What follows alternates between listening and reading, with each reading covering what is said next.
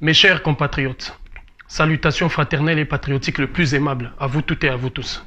Depuis aujourd'hui près de 10 ans, nous menons un combat acharné pour la libération de notre mère patrie l'Afrique et nous n'avions cessé de crier haut et fort sous le toit du monde que cette libération, c'est justement un combat que nous menons pour détruire le socle de 1885, le 8 mai 1985, d'où les 5 membres permanents du Conseil de sécurité de l'Organisation des Nations Unies ont pris en otage notre monde. La Chine, les États-Unis d'Amérique, la France, la Grande-Bretagne et la Russie. Malheur à vous, Africains, que vous avez estimé, avec des jargons inutiles, insensés, des pseudo-stratèges, qu'il fallait se cacher derrière la Russie pour la libération de l'Afrique, qu'il fallait se cacher derrière la Chine pour la libération de l'Afrique, qu'il fallait se cacher derrière les États-Unis pour la libération de l'Afrique. Ces 5 pays membres permanents du Conseil de sécurité ont progressivement, successivement détruit l'Afrique, les États-Unis et la Russie. 26 ans de guerre en Angola, jusqu'aujourd'hui, il y a des champs de mines personnelles où les enfants africains, filles, garçons, sont en train de tomber. La Grande-Bretagne et la France, à travers les programmes d'ajustement, des réajustements structurels du FMI, de la Banque mondiale et du redressement économique, ont détruit, dilapidé les économies africaines. La conséquence, c'était la destruction de l'autorité parentale et paternelle progressivement, parce que tous les hommes ont perdu leur travail auprès de fonctions publiques. Et nous avons remarqué quoi? L'explosion des enfants soldats, du nombre des enfants soldats, l'explosion de la prostitution. Et aujourd'hui, la Chine est venue mettre à plat la famille africaine, parce que nos mamans s'étaient levées pour justement aller vers la Chine, aller d'ici et là, pour pouvoir prendre la responsabilité économique de la famille africaine. Et les Chinois qui leur vendent ces articles-là sont eux-mêmes venus en Afrique en tant que grossistes et détaillants, rentrant dans nos marchés et prenant notre place. Lorsque nous nous sommes levés à Bamako avec les femmes Amazon pour justement permettre aux mamans maliennes de récupérer justement leur marché, leur place dans des marchés, parce que c'était inadmissible et inacceptable que les Chinois qui se considèrent partout chez eux viennent nous engouffrer économiquement. Vous avez applaudi, certains d'entre vous. Certains d'entre vous avaient estimé que la Chine, les Africains devaient s'allier à la Chine.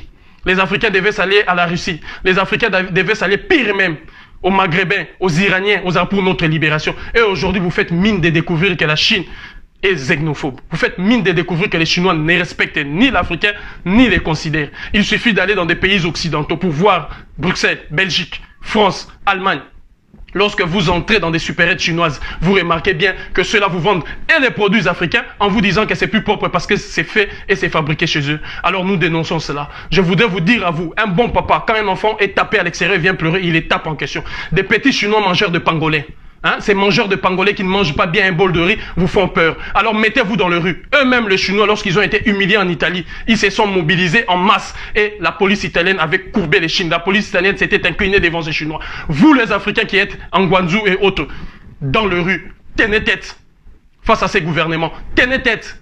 Nous serons satisfaits d'entendre que le consulat chinois d'ici et là est tombé. Nous serons satisfaits d'entendre que les Africains ont fait face à ces Chinois-là qui ne mangent rien, des petits mangeurs de pangolins et qui vous font pleurnicher, pleurer. Vous pleurnichez aujourd'hui. Quand la Chine est devenue première puissance économique, c'est vous qui êtes devenue la première puissance consommatrice, consommant tout ce qui vient de la Chine. Quand la Chine est devenue la première puissance cinématographique, c'est vous qui êtes allé encore courir derrière les séries, les films chinois. Quand la Chine est devenue la première puissance gastronomique, c'est vous qui êtes encore en train de faire les queues devant des restaurants chinois pour chercher de quoi manger. Quand la Chine est devenue la première puissance militaire, c'est vous qui êtes là pour acclamer la Chine a fait ceci, la Chine a fait cela. Et vous défilez d'ici et là. Sommet France-Afrique, sommet des sales nègres. Sommet France-Chine-Afrique, sommet des sales nègres. Sommet Russie-Afrique, sommet des sales nègres. Sommet États-Unis-Afrique, sommet des sales nègres. Sommet Turquie-Afrique, sommet des sales nègres. Aujourd'hui, depuis que les Chinois ont pris la place dans nos marchés, la conséquence, nous l'avions vu, c'est cette immigration massive qui renvoie nos jeunes d'ici et là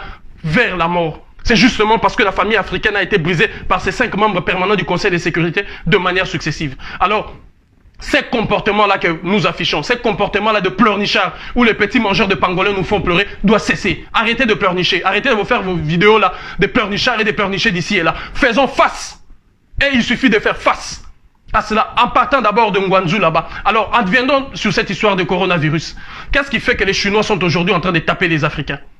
4 raisons principales. La première raison, la Chine est une nation expansionniste et hégémonique.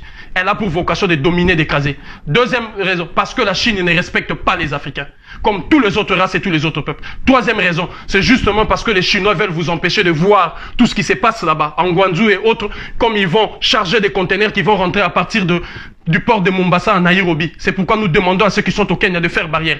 Et quatrième et dernière raison, c'est justement parce que l'OMS, les États-Unis d'Amérique, la France, la Grande-Bretagne, les 5 membres permanents du Conseil de sécurité et la Chine sont aujourd'hui à la recherche du patient zéro.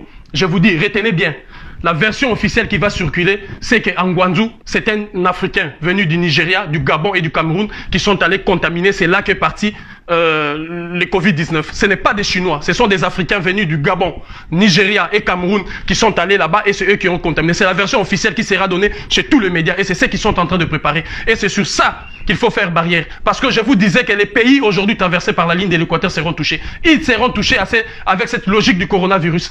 Admettons que les virologues nous parlent, que les spécialistes de la médecine occidentale moderne nous parlent. Qu'est-ce qui fait qu'aujourd'hui, les temps d'incubation des Africains est en attente? L'Afrique a été contaminée au même moment que tous les continents. Comment il s'est fait que l'hécatombe promis à l'Afrique ne vient toujours pas? Pourquoi les temps d'incubation de ceux qui ont été contaminés par le Covid-19 ne réagit pas? C'est justement parce que l'Afrique, depuis les mécanismes que nous avions mis en place, et depuis que les peuples africains consomment des feuilles, des produits justement antipaludiques, nous avons vaincu le coronavirus.